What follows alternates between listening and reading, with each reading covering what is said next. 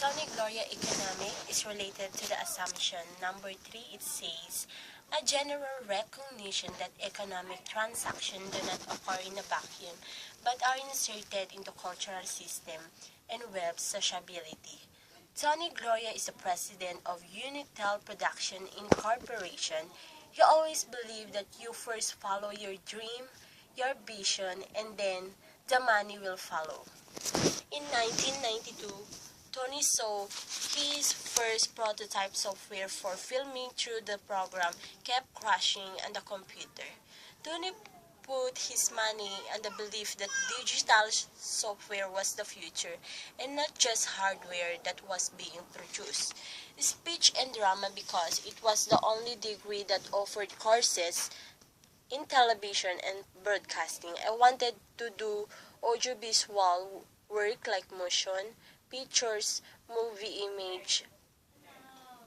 After graduating from UP, Tony worked for the Philippines Advertising Councilors or the PAC, which was the biggest advertising agency in the 70s. As a writer and producer for radio and TV commercials, most notably the San Miguel beer ads. After 12 years at PAC, Tony decided to start up his own production house called TVC, which was an acronym for television commercials. At this time, Tony felt that he was no longer contributing to the advertising agency. His mind and heart were no longer there. His mind was already set in putting up a production house. He had envisioned Mindway that through his career, he wanted to set up a production house that offered more than what the usual production houses were offering. At that time, most production houses were run by businessmen who had no creative background.